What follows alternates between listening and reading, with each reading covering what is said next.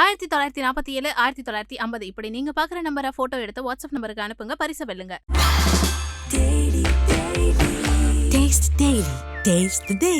இப்போது புதிய அறிமுகம் ஆச்சி ஹோட்டல் சாம்பார் 50 கிராம் ரூபாய் 20 மட்டுமே. தமிழ் எடுக்காதீங்க, மலையாளத்தில் எடுங்க, ஹிந்தியில் எடுங்க, இங்கே ஒர்க் அவுட் ஆகாது அப்படின்னு நிறைய பேர் சொன்னாங்க. அப்படின்னா டெஃபினட்டாக நான் தமிழில் தான் எடுப்பேன். தமிழ்லேயே நிறைய பேர் இப்போ ஒரு ட்ரெண்டாக போயிட்டுருக்கு. மலையாளத்தில் பண்ணுற மாதிரி படங்கள் ஏன் இங்கே பண்ண மாட்டேங்கிறாங்க? அதுக்கு ஒரு ஆன்சராக கூட இருக்கலாம்ல இந்த படம். லவ் பற்றி நிறைய படங்கள் பேசியிருந்தாலும் இந்த படம் பேசியிருக்கிற விஷயம் வந்து ரொம்ப ரொம்ப பேசப்பட வேண்டியதும் அப்படின்னு தோணுனதுனால. லவ் இஸ் சேம், ஆனால் லவ்வுக்கு வர்ற தடங்கள், லவ்வுக்கு வர்ற பிரச்சனைகள் டெஃபினட்டாக அந்த காலகட்டத்துக்கு ஏற்ற மாதிரி வந்துக்கிட்டே தான் இருக்கு. ஒரு ஃபேமிலியில் ஓப்பன் கான்வர்சேஷன் அது எவ்வளோ இம்பார்ட்டன்ட்னு நான் கற்றுக்கிட்டது இந்த படத்தில் இருந்து தான். பிகாஸ் படத்தில் நான் என்னோட அம்மா கிட்ட பேசுகிற அளவுக்கு கூட ஓப்பன் கான்வர்சேஷன் என்னோட லைஃப்பில் இது வரைக்கும் இருந்ததே இல்லை. ஒரு அம்மாவுடைய அன்பு தான் வந்து எல்லா அன்புலேயுமே உன்னதமான அன்பு. அந்த அன்புல கூட அவங்களுக்கே அது புரியாத மாதிரியான ஒரு தன்மையில போகும்போது அந்த அன்பை வச்சுக்கிட்டு இவங்க என்ன பண்றதுன்னு தெரியாம தவிக்கிறது இருக்கு இல்லையா. நான் என்ன படம் டைரக்ட் பண்ணாலும் அதுல வந்து லிஜோ இருப்பா அப்படின்றது தான் என்னுடைய டேக்அவே. எல்லாருக்கும் வணக்கம். வணக்கம். வணக்கம். எப்படி இருக்கீங்க எல்லாரும்? நல்லா இருக்கோங்க. ஓகே. ஸ்வால் காதல் என்பது பொது உடைமை ரொம்ப ரொம்ப ஸ்டோரி. இதை தாண்டி எனக்கு இந்த டைட்டில் ரொம்ப யூனிக்காக இருக்குது. அப்படிங்கும்போது ரொம்ப ஷார்ட்டஸ்ட் ஃபார்மாக வைப்போம், இந்த டைட்டில் எல்லாருக்கும் போய் சேரணும் அப்படின்ற மாதிரி யோசிக்கிற இந்த டைமில் காதல் என்பது பொது உடைமைன்னு ஒரு விளக்கமாகவே ஒரு டைட்டில். ஏன் சார் இப்படி ஒரு டைட்டிலோட போகலாம் அப்படின்னு சொல்லிட்டு? எனக்கு அந்த பாட்டு ரொம்ப பிடிக்கும். கரெக்டாக. ஓகே. இது இளையராஜா சார் கம்போஸ் பண்ண ஜனகராஜ் பாடுற அந்த பாட்டு. அண்ட் இந்த கதைக்கு ஆக்சுவலி முதல்ல நான் பட்டர்ஃப்ளைன்னு தான் பேர் வச்சேன், பட்டாம்பூச்சின்னு தான் பேர் வச்சேன். அப்போ தான் எதிர்ச்சியாக நான் இந்த பாட்டு கேட்டேன். கேட்ட உடனே அந்த பாட்டில் இருக்க அந்த ஃபர்ஸ்ட் லைனும் இந்த கதையும் ரொம்ப பொருத்தமாக இருந்தது. அதனால தான் அந்த பேரை சூஸ் பண்ணேன். ஓகே. ஸோ சின்னதாக இருக்கணும்லாம் நினைக்கல, கதைக்கு எது பொருத்தமாக இருக்கோ அதுதான். சின்னதாக தான் சின்னது, பெருசாக இருந்தால் பெருசு. It's does not matter. இப்போது இந்த ஸ்டோரி உங்கள்கிட்டலாம் சொன்னதுக்கப்புறம் what was the first reaction? நீங்கள் கேட்ட முதல் விஷயம் என்ன டேரக்டர்கிட்ட? கேட்ட முதல் விஷயம் after listening to the story என்னோட ஃபர்ஸ்ட் ரியாக்ஷனா ஐ வாஸ் ஹாப்பி. ஏன்னா இது எத்தனை பேருக்கு கிடைக்கிற கேரக்டர்னு எனக்கு தெரியல, எத்தனை பேர் வந்து பண்ணுற மாதிரி இருக்கும்னு எனக்கு தெரியல. பட் எனக்கு இப்படி ஒரு கேரக்டர் வந்த உடனே I was ready to do it.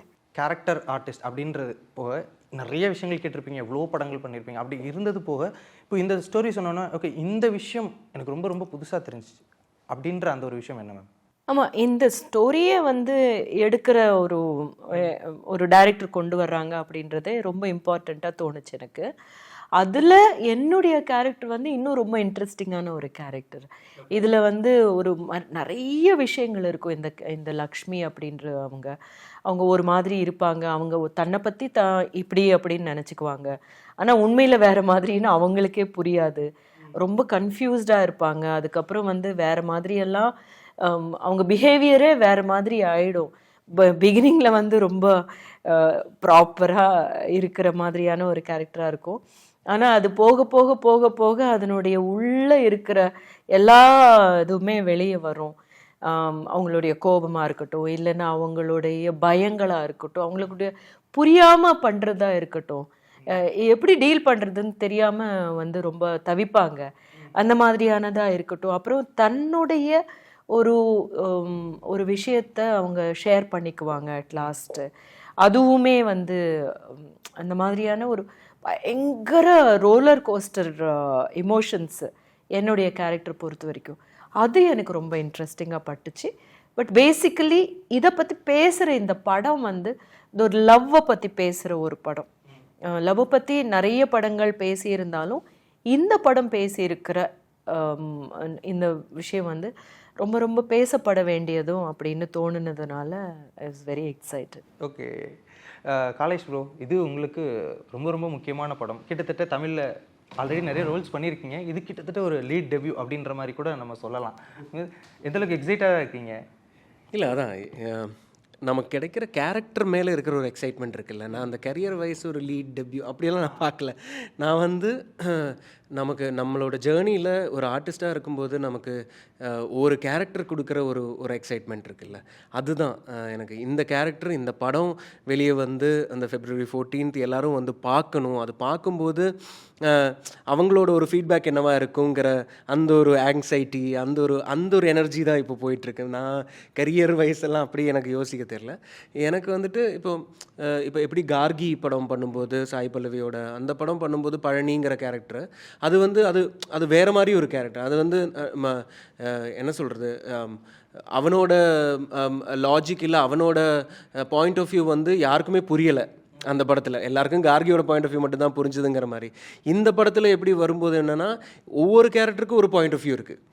ஆனால் அந்த ஒவ்வொரு கேரக்டரோட பாயிண்ட் ஆஃப் வியூவும் எல்லாருக்கும் ஆமாம் கரெக்டு தான், இல்லை இவங்க சொல்கிறதும் கரெக்ட் தான், இல்லை அவர் சொல்கிறதும் கரெக்ட் தானே, இதுவும் ஒரு புது ஒரு பாயிண்ட் ஆஃப் வியூவாக இருக்குது அப்படிங்கிற மாதிரி இருக்குது. So it's a conversation. அது வந்து அந்த கான்வர்சேஷன் என்ன சொல்கிறது, படம் பார்த்ததுக்கப்புறமா மக்கள் மத்தியிலையும் அந்த கான்வர்சேஷன் நடக்கணுங்கிறது தான் இப்போ எனக்கு ஒரு ஃபீலிங்காக இருக்குது. ஏன்னா அது பார்த்ததுக்கப்புறமா அந்த மாதிரி ஒரு ரியாக்ஷன் வரும் அப்படிங்கிற ஒரு நம்பிக்கையில் தான் இப்போ நாங்கள் அதுதான் ஒரு எக்ஸைட்மெண்ட் ஆக்சுவலாக. ஓகே, இப்போது ரோல்ஸ் எழுதுகிறோம்ல சார், நிறைய விஷயங்களில் மிஸ்கன்வே ஆயிரும் ஆடியன்ஸுக்கு. இப்போது உதாரணத்துக்கு இப்போ நேர்கொண்ட பார்வை எடுக்கிறோம் அப்படின்னா அஜித் சார் பேசுகிறது சரியான பார்வையாக இருந்தாலும் ரங்கராஜ் சார் பாண்டே பேசும்போது நிறைய கைத்தட்டல்கள் வருது.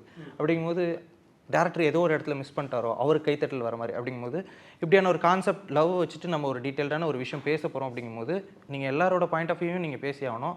ஆனால் சரியான பாயிண்ட் ஆஃப் வியூ தான் மக்களுக்கு போய் சேரணும் அப்படின்றதுல எந்தளவுக்கு கான்சியஸாக இருக்கும் உங்களோட ரைட்டிங்? சரி தப்புன்னு கிடையாதுங்க. நான் சரி தப்பாக யோசித்து நான் கதை எழுதலை. இப்படி ஒரு விஷயம் இருக்குது, இந்த விஷயத்தை எந்தெந்த விதத்தில் நான் இதை அணுகலாம், இது இன்னார்பட்டவர் எப்படி இதுக்கு ரியாக்ட் பண்ணுவாங்க, அது ரியாக்ட் பண்ணால் அதோட மறுபுறப்பில் இருக்கவங்க அதுக்கு எப்படி ஜஸ்டிஃபிகேஷன் கொடுப்பாங்க, இப்படி தான் இந்த ஸ்டோரி நகர்ந்து முன்னாடி போகும். ஸோ தப்பு சரி, இந்த இடத்துல ஆடியன்ஸ் வந்து இவங்க சைடில் இருந்து கை தட்டுவாங்க, அப்படி யோசிச்சு நான் எழுதலை. அப்படி எழுதுனா என்ன ஆகும்னா இந்த கதைக்கு நான் உண்மையாக இருக்க முடியாது. ஓகே, எங்கேயோ ஒரு இடத்துல அப்போ தான் நான் வந்து லைனை கிராஸ் பண்ணுவேன்னு நினைக்கிறேன். அப்படி எழுதுனா நான் கைத்தட்டுறதுக்காக எழுதுனா நான் டெஃபினெட்லி இங்கே எதனா ஒரு கேரக்டரோட பாயிண்ட் ஆஃப் வியூ டெஃபினட்டாக மிஸ் பண்ணால் தான் நான் அப்படி எழுத முடியும். ஸோ இதில் நான் அப்படி யோசிச்சு எழுதலை. நான் வந்து கதைக்கு உண்மையாக இருந்தேன், அந்த ப்ராப்ளமுக்கு உண்மையாக இருந்தேன். அதுக்கு ஒருத்தவங்க அதை எப்படி அணுகுவாங்க அப்படின்றது தான் இந்த கதை. யார் எதுக்கு தட்டுவாங்கன்றது அந்த ஆடியன்ஸோட புரிதல், அவங்க வளர்ந்த விதம், அவங்க யார் என்ன அதை பொறுத்து இருக்குது. ஸோ அது என் கையில் கிடையாது. சப்ஜெக்ட் ஃபிக்ஸ் பண்ணுறீங்களே சார், இப்போ வந்து லென்ஸாக இருக்கட்டும், தலைக்குதலாக இருக்கட்டும், இப்போது இந்த படம் ரொம்ப யாருமே பேசாத இந்த சப்ஜெக்டை நம்ம போய் கொண்டு போய் சேர்க்கணும். உங்களோட 2 படங்களும் எனக்கு அப்படி தான் இருந்தது. இது வரைக்கும் யாரும் இந்த விஷயத்தை பேசலை. அப்படிங்கும்போது அந்த விஷயத்த ரொம்ப கன்வீனியண்ட்டாக யாருமே முகம் சுளிக்காத மாதிரி எல்லாருக்கும் அதை போய் சேர்க்குறீங்கல்ல, அதுக்கு எந்தளவுக்கு மெனக்கிடுவீங்க நீங்கள்? இல்லை, அதுக்கு நான் ரொம்ப மெனக்கிடுறது உண்டு. எனக்கு ஃபர்ஸ்ட் ஆஃப் ஆல் இந்த ஐடியா எக்ஸைட்டிங்காக இருக்கணும். எக்ஸைட்டிங் என்ன சொன்னால் எனக்கு அது புரியாத ஒரு விஷயமா இருக்கணும். எனக்கு அதை பற்றி தெரியும்னா நான் அதை பற்றி எழுதி பிரயோஜனம் இல்லை இல்லையா. அதில் ஒரு தேடல் இருக்கும்ல, அதில் ஒரு எக்ஸைட்மெண்ட் இருக்கும். அப்படி தான் நான் என்னோட கதைகள் இல்லாட்ட ஐடியாஸ் சூஸ் பண்ணுறேன். தலைக்கூத்தலாக இருந்தாலும் சரி, லென்ஸாக இருந்தாலும் சரி, அது எழுத ஆரம்பிக்கும் எனக்கு அதை பற்றி எதுவுமே தெரியாது. எழுதி முடிச்ச உடனே என்னோட இன்டெலிஜென்ஸ் இல்லை என்கிட்ட இருக்கிற டூல்ஸ் வச்சு என்னெல்லாம் புரிஞ்சுக்க முடியுமோ அதெல்லாம் புரிஞ்சுக்கிட்டு நான் ஒரு கதையாக கொடுக்க தான் முயற்சி பண்ணிக்கிட்டு இருக்கேன். இந்த படமும் நான் அதே மாதிரி தான் பண்ணியிருக்கேன். இந்த படம் வந்து லவ் சுற்றி இருக்கிறதுனால எனக்கு உங்கள் 2 பேர்ட்டையும் இந்த ஒரு விஷயம், லவ் ஸ்டோரின்னு இல்லை, லவ் அப்படின்ற ஒரு விஷயம் எனக்கு இந்த இடத்துல ரொம்ப அழகாக தெரிஞ்சிச்சு என் வாழ்க்கையில் அப்படின்னு 2 பேரும் ஏதாவது ஒரு சிச்சுவேஷனோ இல்லை ஏதாவது ஒரு சம்பவத்தையே சொல்ல முடியலாமா? இதெல்லாம் தான் நான் லவ்வாக பார்க்குறேன் அப்படின்ற அந்த ஒரு விஷயம். Understanding between 2 people. இப்போ இந்த படத்திலே அம்மாவுக்கும் பொண்ணுக்கும் ஒரு பெட்டர் அண்டர்ஸ்டாண்டிங் இருந்தாலே அவங்கக்கிட்ட அது ஒரு ஸ்ட்ராங் லவ், ஒரு ஸ்ட்ராங் ரிலேஷன்ஷிப்பாக இருக்கும்.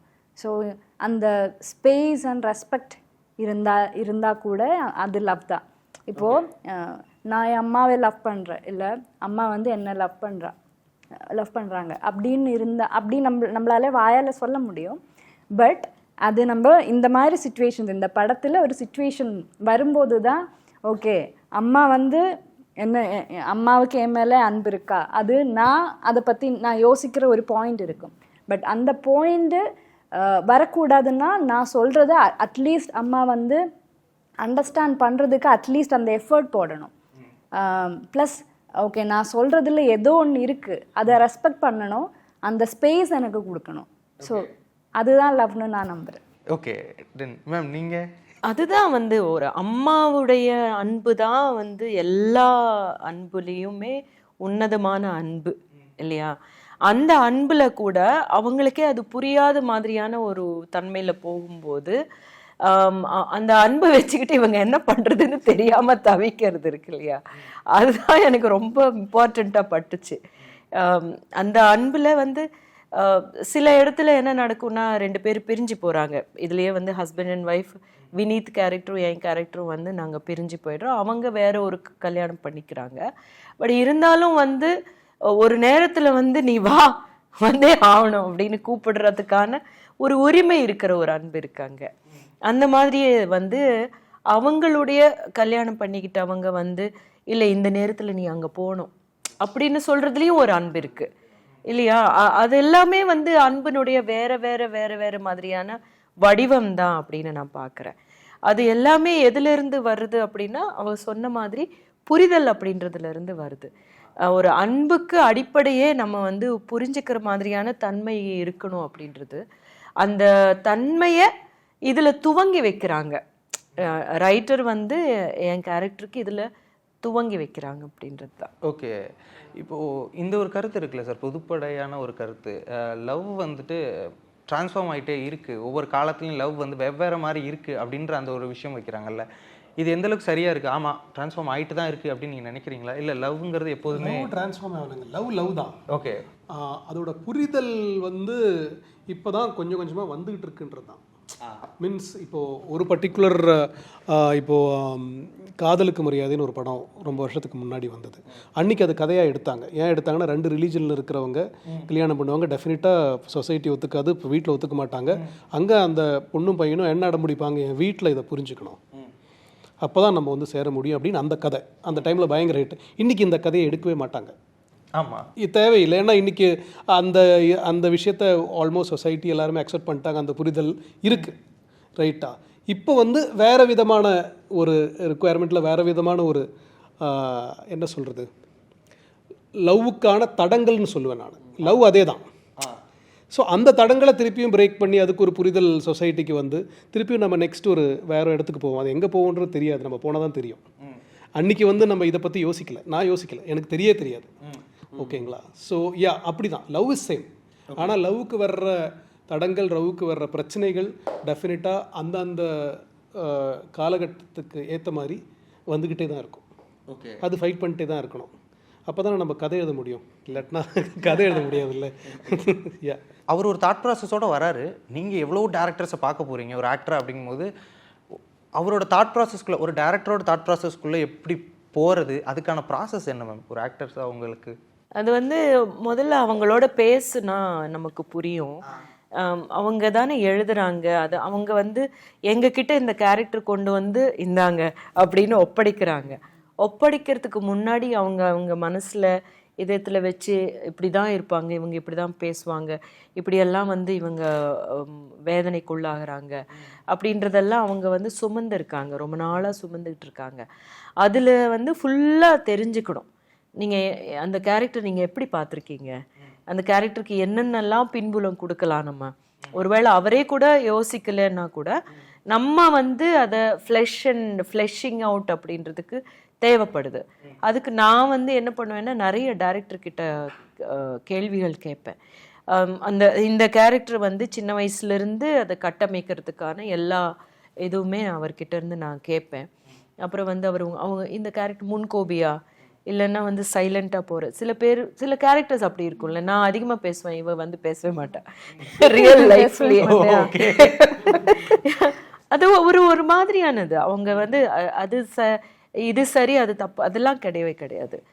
தன்மை, அது அந்த கேரக்டருடைய தன்மையை நீங்கள் என்ன மாதிரி வச்சுருக்கீங்க அப்படின்றத நான் வந்து உள்வாங்கிக்கணும் அப்படின்னு நினைக்கிறேன். அதுக்கப்புறம் என்கிட்ட வந்ததுக்கப்புறம் அது நானாக அதுக்குள்ளே போகும்போது சில விஷயங்கள் எனக்குள்ளே நடக்கும்.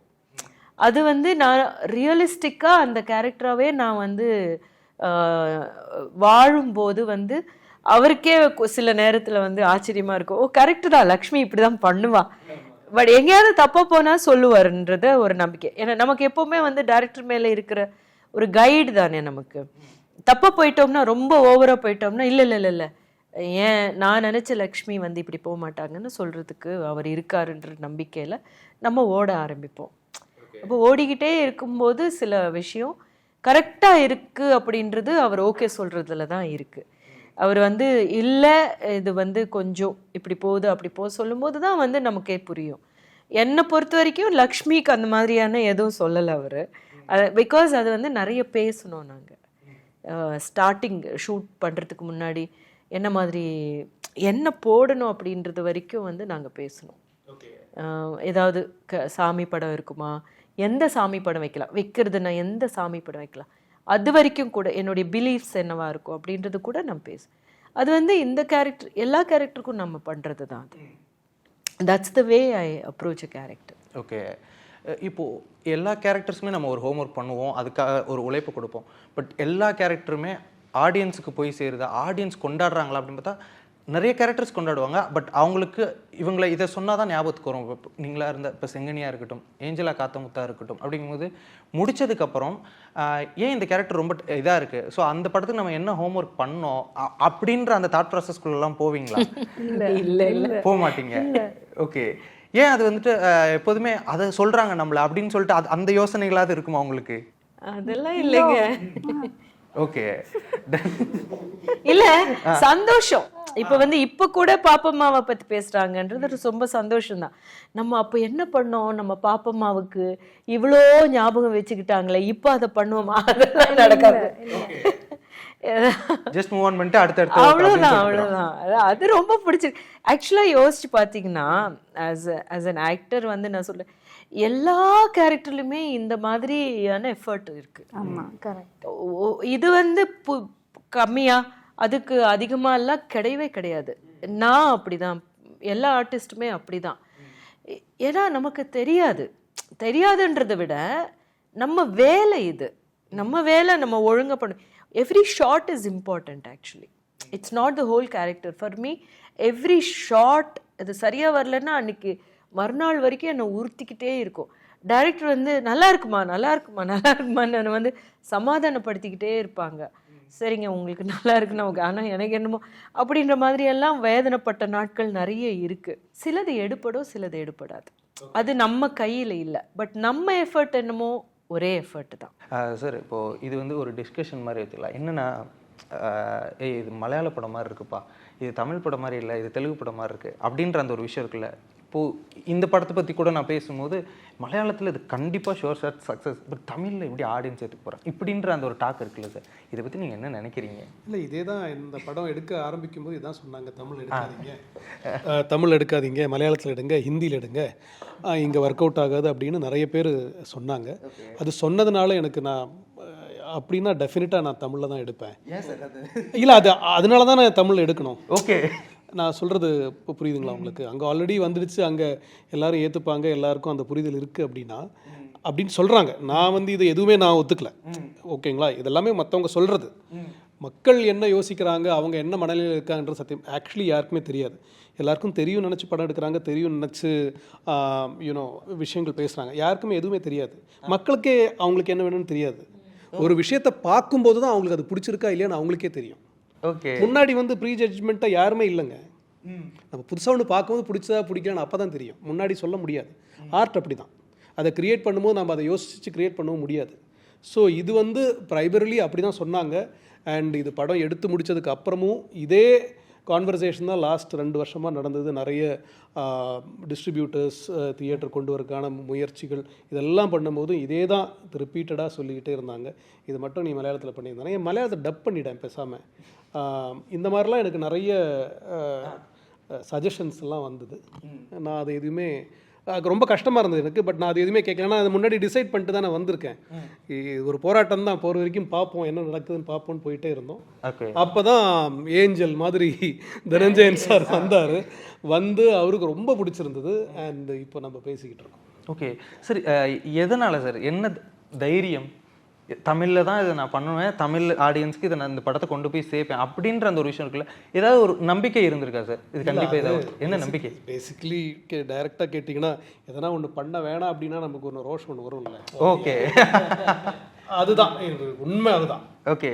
நான் வேணால் நிறைய ரீசன் சொல்லலாம், பட் ஆக்சுவல் தூண்டுதல் அப்படி தான். பண்ணக்கூடாதுன்னா அப்போ நான் பண்ணி தான் நான் ஆகணும். ஓகே ப்ரோ, இப்போ இந்த படத்தோட காதல் என்பது பொதுவுடைமையோட பிஹைண்ட் த சீன்ஸில் வந்துட்டு உங்களோட கான்வர்சேஷன் எப்படி இருக்கும் வித் சீனியர் ஆக்டர்ஸ்? ரோஹினியாக இருக்கட்டும், லிஜோமலா இருக்கட்டும், டேரக்டர் ஜெயபிரகாஷாக இருக்கட்டும், வினீத் சாராக இருக்கட்டும், என்ன மாதிரியான கான்வர்சேஷன்ஸ் இருக்கும்? இல்லை அதான் நாங்கள் ஆக்சுவலாக இது வந்து எனக்கு ஒரு இப்போ நான் ஒரு தியேட்டர் ஆர்டிஸ்ட்டாக இருந்தேன். ஸோ அந்த டைமில் இருந்த ஒரு எக்ஸ்பீரியன்ஸ் என்னமோ அதே மாதிரி தான் இந்த செட்டில் எங்களுக்கு ஃபீல் ஆச்சு. ஏன்னா நாங்கள் எல்லோரும் சேர்ந்து தான் இருப்போம் எப்போவுமே. ஓகே. ஏன்னா இப்போது மேடை நாடகங்கள் பண்ணும்போது சேர்ந்தே ட்ராவல் பண்ணுவோம், சேர்ந்தே அங்கே போய் இருப்போம், க்ரீன் ரூமில் எல்லோரும் சேர்ந்தே இருப்போம். அதே மாதிரி இங்கே வந்து ஒரு வீடு தான் மெயினாக, அந்த வீடு தான் லொக்கேஷன். அந்த வீட்டில் கீழே ஷூட் பண்ணும்போது மேலே நாங்கள் எல்லோரும் சேர்ந்து தான் உட்காருவோம். ஸோ சேர்ந்து சாப்பிடுவோம். ஸோ எங்களுக்குள்ள ஒரு பாண்டிங் ஒன்று உருவாச்சு. அதுதான் நான் வந்து ரொம்ப ரொம்ப பியூட்டிஃபுல்லாக இருந்துச்சு எனக்கு. ஏன்னா I felt like I was going back to the theatre days. Even எங்களுக்குள்ள அந்த ரீடிங் நாங்கள் பண்ணோம் நிறைய. First time after many films நம்ம வந்து எல்லா ஆர்டிஸ்ட்டும் உட்காந்து ஃபுல் ஸ்கிரிப்டை நாங்கள் ரீடிங் பண்ணோம் எல்லாரோடையும். ஸோ அதுவே வந்து ஒரு ரிஃப்ரெஷிங்கான ஒரு எக்ஸ்பீரியன்ஸு. ஏன்னா அப்போ அது பண்ணும்போது நமக்கு வந்துட்டு லைக் ரொம்ப ஒரு ஆர்கானிக்காக ஒரு விஷயம் உருவாகிறது. நமக்கு அந்த ப்ராசஸ் நம்ம கண் முன்னாடி நம்மளே தெரியாமல் அது நடக்கும்போது அது பியூட்டிஃபுல்லான ஒரு ப்ராசஸ். அதுதான் இப்போ வினீத் சார் கூட பேசும்போது இப்போ நம்ம அவர் முன்னாடி நடித்த படங்களை பற்றி, நான் சின்ன வயசில் இருந்தபோது பார்த்த படங்களை பற்றி, அதே மாதிரி ரோஹிணி மேம் கிட்ட பேசும்போது எல்லார்கிட்டையும் நமக்கு வந்து என்ன சொல்கிறது, ஒரு ஆர்டிஸ்ட் வந்து ஒருத்தருக்கு ஒருத்தர் என்ன சொல்கிறது அப்ரிஷியேட் பண்ணும்போது இருக்கிற ஒரு பியூட்டி ஒன்று இருக்குது. நான் அது பார்த்தேன், எனக்கு அது ரொம்ப பிடிக்கும். அந்த ஷாட் நீங்கள் எப்படி பண்ணீங்க, அந்த டைமில் நீங்கள் என்ன யோசிச்சிங்க, இல்லாட்டி அந்த எக்ஸ்பீரியன்ஸ் எப்படி இருந்தது அந்த டேரக்டரோட, அந்த மாதிரி விஷயங்கள்லாம் பேசும்போது இன்ஃபேக்ட் எனக்கு இப்போ ஞாபகம் இருக்குது. நான் வினீத் சார் கூட அந்த டைமில் இந்த சர்வம் தாளமயம் படத்துக்கு அப்புறமா வினீத் சார் அப்போ தான் பார்க்குறேன். அப்போ நான் சொன்னேன், சார் நீங்கள் அதில் வந்து பண்ண ஏன்னா நெடுமுடி வேணு சார் கூட பண்ணார். ஸோ அப்போது வந்து அவர் ராஜீவ் மேனன் சாரை பற்றி பேசிகிட்டு இருந்தேன். ஏன்னா நான் வந்து ராஜீவ் சார் கூட ஒரு தியேட்டர் ப்ளே ஒன்று பண்ணோம். அப்போது இருந்த ஒரு எக்ஸ்பீரியன்ஸை நான் பகிர்ந்துக்கிட்டேன். ஸோ அது வந்து இந்த கொலாபரேட்டிவான ஒரு விஷயம். எல்லோரும் ஒரு கேரவனில் உட்காந்து பண்ணால் அது வராது. நாம் ஒரு இடத்துல உட்காந்துக்கிட்டு நம்ம எல்லோரும் பேசி அது வந்து அது இந்த ஆக்டிங்லேயும் இந்த பெர்ஃபார்மன்ஸ்லேயும் இந்த சீன்லேயும் பிரதிபலிக்கும்னு நான் நம்புகிறேன். ஓகே. அது வந்து அது இப்போ நீங்கள் மலையாள படம் சொன்னீங்களே, இப்போ என்னென்னா இப்போ தமிழ்லேயே நிறைய பேர் இப்போ ஒரு ட்ரெண்டாக போயிட்டுருக்கு, மலையாளத்தில் பண்ணுற மாதிரி படங்கள் ஏன் இங்கே பண்ண மாட்டேங்கிறாங்க. அதுக்கு ஒரு ஆன்சராக கூட இருக்கலாம்ல இந்த படம். கண்டிப்பாக. இவன் ஏன் இந்த படம் ஏன் போய் நாங்கள் மலையாளத்தில் பண்ணோம், இது தமிழில் இந்த மாதிரி படங்களும் பண்ணலாம், அதுவும் வெற்றி படமாக மாறும் அப்படிங்கிறதுக்கு ஒரு ஆன்சராக இருக்கலாம் இந்த படம். ஓகே. இப்போ ஒவ்வொரு ஆக்டர்ஸையுமே இப்போ காலேஷ் அவர்களாக இருக்கட்டும், இவங்களாக இருக்கட்டும், வினீத் அவர்களாக இருக்கட்டும், ஏதோ ஒரு காரணத்துக்காக ஓகே என் கதாபாத்திரத்துக்கு இவங்கெல்லாம் கரெக்டாக இருப்பாங்கன்னு ஒரு காரணத்துக்காக I made the correct choice அப்படின்னு சொல்லிட்டு ஏதோ ஒரு ஷாட்ல உங்களுக்கு அவங்கலாம் ப்ரூவ் பண்ணியிருப்பாங்கல்ல சார்? அப்படி எல்லா ஷாட்லயும் ப்ரூவ் பண்ணிருக்கோம். இல்ல சார், ஸ்டார்டிங்ல இந்த ஒரு இடத்துல ஓகே நான் இதுக்கு கரெக்டா நாங்க எல்லா ஷாட்லயும் ப்ரூவ் பண்ணிருக்கோம் சொல்லணும். அவரு காஸ்டிங் எந்த அளவுக்கு பெர்ஃபெக்ட்டா இருந்துன்னு உங்களுக்கு ரியலைஸ் ஆன மொமெண்ட்ஸ் எந்த இடத்துல?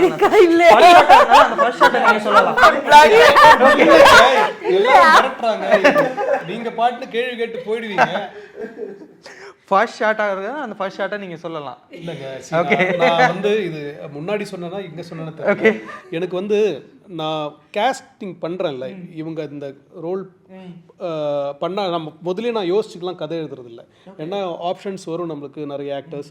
ஸோ அது டக்குன்னு ஒன்று ஸ்ட்ரைக் ஆகும், ஓகே இவங்க கரெக்டாக இருக்காங்க இதுக்கு, அதே மாதிரி லிஜோ கரெக்டாக இருக்காங்க, இவர் கரெக்டாக இருக்கார் அப்படி நான் கரெக்டாக இருக்கேன்னு நான் ஃபீல் பண்ணிட்டாலே அதுக்கப்புறம் நம்ம ஷார்ட் வைக்கும்போது எனக்கு ஃப்ராங்க்லி எனக்கு வந்து அது அவங்களா தான் எனக்கு எப்போவுமே தெரியும். அப்படி தான் எனக்கு எல்லா படமும் நான் அப்படி தான் இது பண்ணியிருக்கேன். அண்டு இவங்க எல்லாருமே வந்து தேர் ஆல் கிரேட் ஆக்டர்ஸ். ஸோ அவங்களுக்கு அந்த லைன்ஸை கொடுத்து அவங்க அது பேசும்போது நல்லா சொல்லி கொடுத்துருக்கோம் நாங்கள். இல்லை சீரியஸ்லி அப்போ அவங்க அது பேசும்போது நான் அந்த ஷார்ட்டில் அது பார்க்கும்போது தான் எனக்கு வந்து எப்போ வந்து கரெக்டாக வருதுன்னு அதோட தாண்டி எப்போ அது வரலன்னு மட்டும் தான் நான் பார்த்துட்ருப்பேன். ஓகே. எனக்கு எங்கே அது சின்னதாக அதுவும் ரொம்ப மைன்யூட்டாக தான், நான் வந்து பெருசாலாம் போய் பயங்கரமாலாம் ஆக்டிங் சொல்லி கொடுத்து அப்படி பண்ணுங்க அதெல்லாம் நான் எனக்கு சொல்ல பிடிக்காது ஆக்சுவலாக. ஏன்னா அவங்கக்குள்ளேருந்து அந்த லைன்லேருந்து அந்த ஆக்ஷன்லேருந்து ஒன்று வரும், அந்த இடத்துல ஒன்று வரும், அதுதான் நான் தேடிக்கிட்டே இருப்பேன். அது எல்லா ஆக்டர்ஸுமே அந்தந்த டைமில் என்ன எப்பவுமே சர்ப்ரைஸ் பண்ணிட்டு தான் இருந்தாங்க. ரோஹிணி மேமாக இருந்தாலும் சரி, லிஜோவாக இருந்தாலும் சரி, கலேஷ், அப்புறமா லேடி மோகன்லால் நான் கூப்பிடுவேன், இவங்க தீபா அக்கா, ஓகே ஓகே அவங்க எல்லாருமே வினீத் சார் சொல்லவே வேண்டாம். வினீத் சார் வந்து சொல்லவே வேண்டாம். ஏன்னா அவருக்கு வேற ஒரு டிஃப்ரெண்ட் பரிமாணம் இந்த படத்தில் எனக்கு தெரிஞ்சு இது வரைக்கும் பண்ணாத ஒரு ஒரு ஒரு அவரா அப்படின்ற மாதிரி ஒன்று பண்ணியிருக்காரு. ஓகே. யா. ஸோ இதெல்லாமே வந்து நான் சொல்லி கொடுத்தோ இல்லை, அவங்க அந்த விஷயத்தை எடுத்து அவங்கக்குள்ளே போட்டு அவங்க ஒரு பர்சனாலிட்டியாக வெளியே வர்றாங்க அந்த இடத்துல. எனக்கு வந்து ஆக்சுவலி நான் அந்த ப்ராசஸ் என்ஜாய் பண்ணிட்டே இருப்பேன், பார்த்து நான் என்ஜாய் பண்ணிட்டே இருப்பேன். எனக்கு ஷூட்டில் நான் அவ்வளோ சந்தோஷமாக இருப்பேன். ஃப்ராங்க்லி இப்போ என்ன நடந்தாலும் I am very happy person இந்த ஷூட். அவங்ககிட்ட நீங்கள் கேட்டால் தெரியும், நான் பாட்டு தேடிக்கிட்டே இருப்பேன், அது ஏதாவது வந்துகிட்டு இருக்கும். They keep giving something. So அப்படி சொல்ல போனோன்னா நிறைய விஷயம் இருக்குது. நான் அதனால தான் யோசிச்சுக்கிட்டே இருக்கேன். எனக்கு ஸ்பெசிஃபிக்காக ஒன்று சொல்ல தெரியல. ஒன்று நான் சொல்லுவேன், இவங்க ரோஹிணி மேம் வந்து ஒரு சீனில் தீபா வந்து ஃபைனலாக க்ளோஸ் பண்ணிவிட்டு ஒரு விஷயத்த சொல்லிட்டு போவாங்க. அப்போ அவங்களுக்கு மட்டும் ஒரு ஷார்ட் தனியாக நின்றுட்டுருப்பாங்க. அதில் வந்து அவங்கள அறியாமல் அவங்க பாடி வந்து ஒரு மாதிரி நெளிஞ்சிரும். ஓகே. அது அவங்களுக்கே தெரிஞ்சிருக்காது. அது நான் அவங்களுக்கே தெரியாமல் ஒரு விஷயம் நடக்கும். அது வந்து அந்த சீனில் அது நடந்தது எனக்கு ரொம்ப பிடிச்சிருந்தது. அது ரொம்ப நேச்சுரலாக, ரொம்ப ஆர்கானிக்காக. அது இன்னொரு வாட்டி நீங்கள் ஷார்ட் கொடுத்துட்டு அது இன்னொரு வாட்டி பண்ணுங்கன்னா டெஃபினட்டாக அவங்களால பண்ண முடியாது. அதே மாதிரி பண்ணவே முடியாது. ஸோ அந்த மாதிரி மூமெண்ட்ஸ் தான் நான் தேடிட்டு இருப்பேன் எல்லா ஆக்டர்ஸ்கிட்டையும். ஸோ இப்போ சடனாக ஞாபகம் வந்து அவங்கள தான் எனக்கு பயம். ஏன்னா திட்டாங்க ஃபர்ஸ்ட்டே. ஞாபகப்படுத்தி அவங்களுக்கு சொல்லிட்டேன். இவங்களுதுல நிறைய இருக்கு. ஓகே. அப்புறமா சொல்றேன், நான் யோசிச்சா இப்போ டைம் போயிட்டே இருக்கும். ஓகே. அப்போ நீங்கள் பயமுறுத்தி ஒவ்வொரு டீம் ஒவ்வொரு ப்ராஜெக்ட்லேருந்து ஒரு டேக்அவே அப்படின்னு ஒன்று இருக்கலாம். ஓகே, நான் இதுக்குள்ளே போயிட்டு வந்தேன், நான் இந்த ஒரு விஷயம் எடுத்துக்கிட்டேன், இந்த டீம்கிட்டேருந்து நான் கற்றுக்கிட்டேன், ஏதோ ஒரு விஷயம் இருக்கும். இந்த ப்ராஜெக்ட்லேருந்து ஒரு டேக்அவே.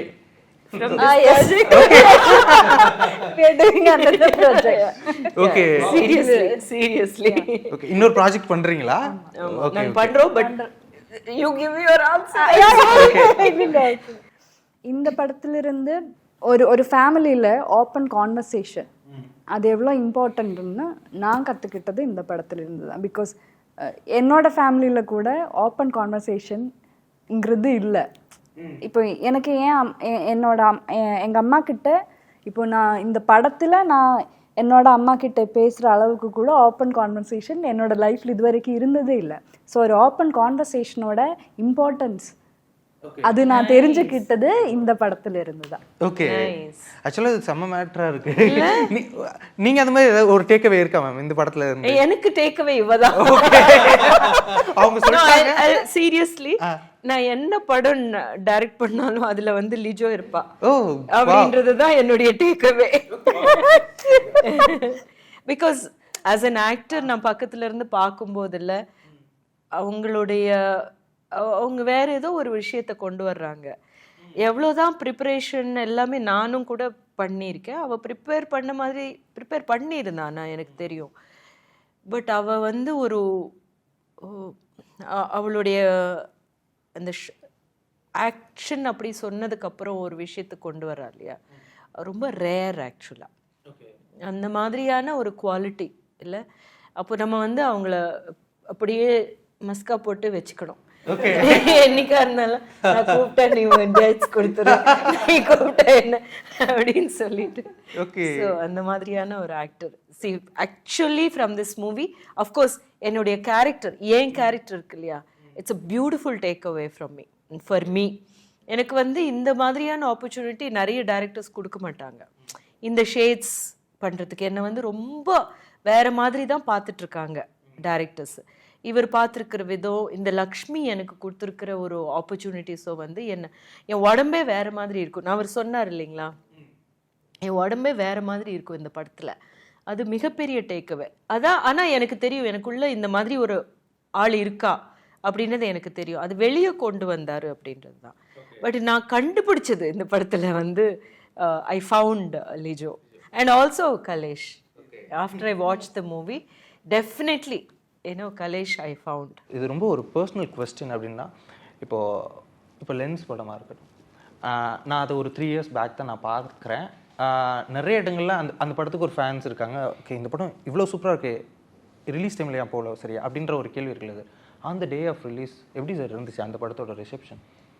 ரொம்ப நல்லா இருந்ததுங்க. இங்கே வந்து வெற்றிமாறன் சார் தான் அந்த படத்தை ரிலீஸ் பண்ணார். ரிசப்ஷன் வைஸ் ரொம்ப நல்ல ரிசப்ஷன் இருந்தது.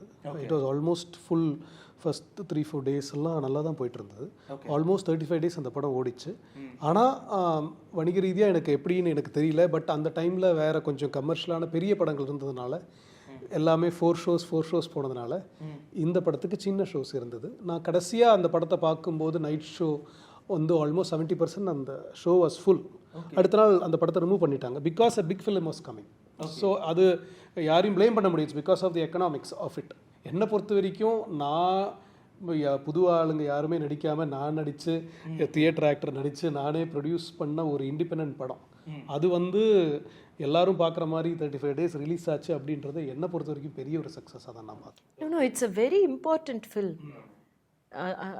என்னை பொறுத்த வரைக்கும் இட்ஸ் அ சக்ஸஸ்ஃபுல் மூவி. கண்டிப்பாக இன்னைக்கும் வந்து நான் காதல் என்பது பொது உடைமை வந்து லென்ஸ் டைரக்டர் ஞாபகம் இருக்கா அப்படி சொல்ல அப்படியா ஒரு எதிர்பார்ப்பு இருக்கு. லென்ஸ் படம் பண்ண டைரக்டர் அப்படின்னு சொல்லும்போது இன்னும் மிகப்பெரிய எதிர்பார்ப்பு காதல் என்பது பொது உடைமைக்கு இருக்குன்னா it's because of that film and the way you did it. we are also waiting to see in theaters in Feb 14th, Valentine's Day. Okay. Valentine's day. Okay. Yeah, happy காதலர் Valentine's Day. தினம். Okay. Thank you so much for your interview, ma'am. Thank you so much. Thank you Thank you, thank you thank you, thank you. thank you. 1947 1950 இப்படி நீங்க பாக்குற நம்பரை photo எடுத்து WhatsApp நம்பருக்கு அனுப்புங்க, பரிசு வெல்லுங்க.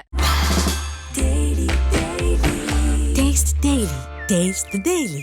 இப்போது புதிய அறிமுகம் ஆச்சி ஹோட்டல் சாம்பார் 50 கிராம் ரூபாய் 20 மட்டுமே.